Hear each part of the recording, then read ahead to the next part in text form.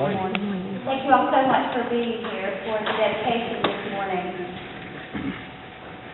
Words can simply not express the sadness and the sense of loss experienced by the student body, faculty, and staff of Ashford High School at the passing of our precious Lacy Layton on March 17, 2009. Though we may never again witness the beauty of Lacy's sparkling eyes or her glimmering smile here on earth, we will forever cherish the memories that we have stored up in our hearts.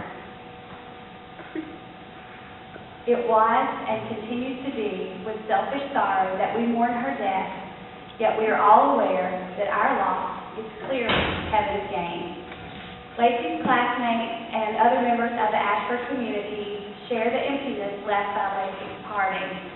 And this morning, a few of her classmates would like to come forward to share the feelings of the senior class of 2010. The poem is called Since the Loss of You.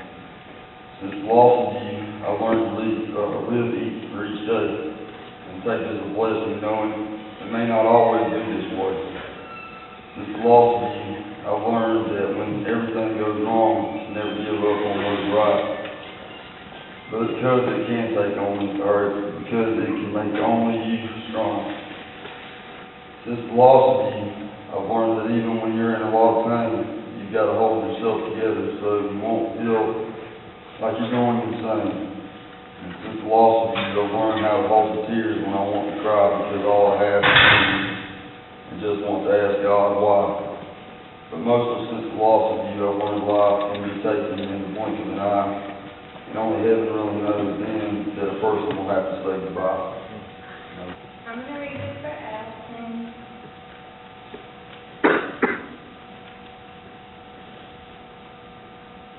Nan Lacy was a world of woman. She was one who brought him so much day. She came to Ashford the first day of our junior year, and that was when our friendship began. Kaylee and I were the first ones to welcome her, and from there on out, the fun and memories went on.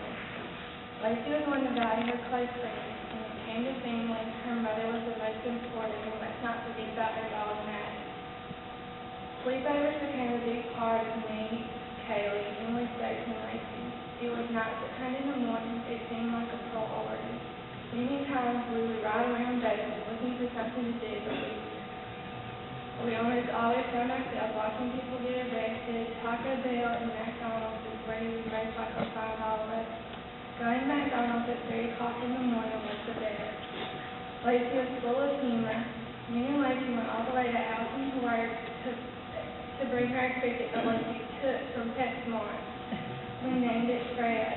When it came to teachers, Miss Hamilton would say were her favorites. She would always say, "Love you," and meanness, just like Miss Gray.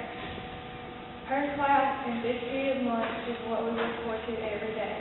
Lunch was a good part of the day because of the many jokes and memories that were made at the table. Lacy, Taylor, and Kayla were the ones that would always make everyone laugh. Lacy had many reasons for the different songs she sang, such as "I Won't Mind All of That." The Friday and Saturday before Lacy had her rest, we had a sleepover at her house. It was Allison, Emily, Lacy, and Miranda. That weekend was probably the best weekend of their lives. It was like it was meant to be. That was probably one of the most memorable times that they will ever have with Lacy. Everyone should value every friendship. You never know what can happen in such a short period of time. That Sunday, when Allison dropped Lacy off at her car, she had no idea that was the last time she would ever see or talk to her again.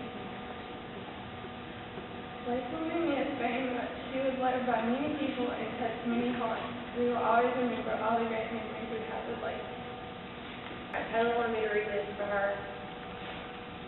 Okay, it says, Lacy was the greatest friend I could ever ask for. I remember the first day she came here. She talked to everyone as if she had already knew them. She could always cheer you up if you were having a bad day.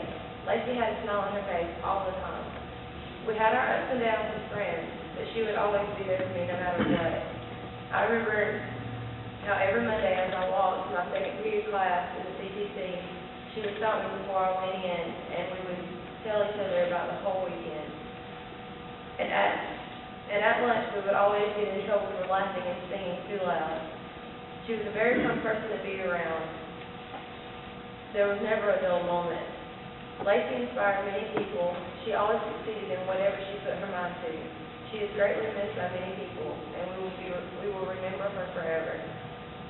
I can't wait to see her again. And this is a poem that I had wanted to read before, but I wasn't able to speak to Lacy's mother in time to be able to read it. It's called Miss Me But Let Me Go. When I come to the end of the road and the sun sets on me, I want no rise and it will fill room. Why cry for a soul set free? Miss me a little but not too long, and not with your head bowed low. Remember the love that we once shared. Miss me but let me go.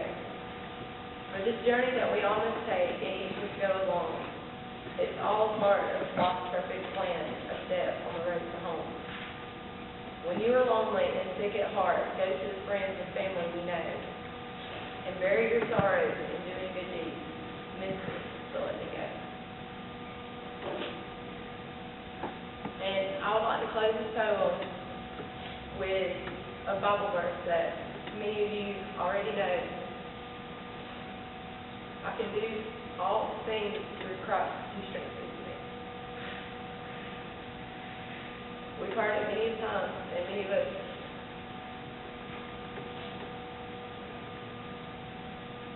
don't look at that verse as much as we should. But we all know that Lacy lives by that. I think there's been a common tie that everyone has shared, and it's what I knew best about Lacy, and that was that there was not a moment in her day when a smile was not flashing across her face. That is what I most remember. I first met Lacy. I didn't actually personally meet her. She was in the 8th grade, and there was this precious girl who came to my pageant shop for a little pageant coaching, and she was in the 8th grade also. And I shared with her that my niece would be moving from Dale County to Rehobeth, and she was going to be an 8th grader also. And so I said, Emily, will you make Brittany feel welcome? And she promised me she would. And so I saw Brittany that weekend after she started Rehobeth. And I said, did you make friends? And she said, I did.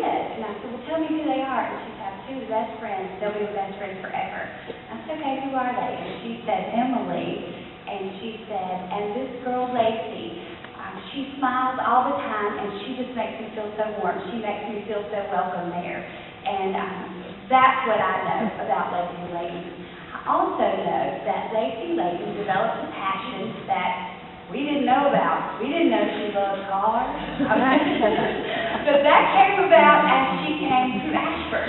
And so her family has asked that we make a presentation in memory of Lacy Layton. And it goes to her favorite teacher. So Mr. Pich, if you will please join me on the stage. I'll read straight from the plaque as we close today. In memory of Lacy Layton, a smile wrapped up in a whirlwind of energy. Lacy never met a stranger. She developed friendships with everyone around her.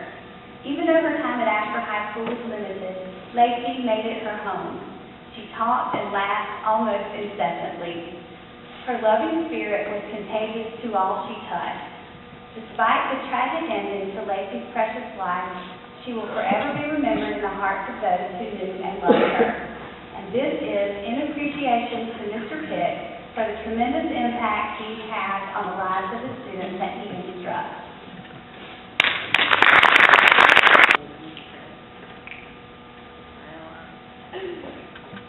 I think what Mr. Pich just said is, I love Lacy. And I think, in closing, what he really means is that we've all been blessed by God for the opportunity of knowing Lacy Layton. Thank you all so much for coming and have a blessed day.